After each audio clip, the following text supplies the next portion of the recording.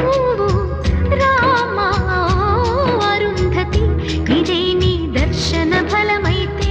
ఎటైనా దాగిపోవమ్మా నిజంగా పెళ్లికి బలముంటే సూటిగా ఇటు దిగి రావమ్మా పందిరి వేసిన ఆకాశానికి ఇవ్వమ్మా ఆహ్వానం పీటను వేసిన ఈ నేలమ్మకి ఇవ్వమ్మా ఆహ్వానం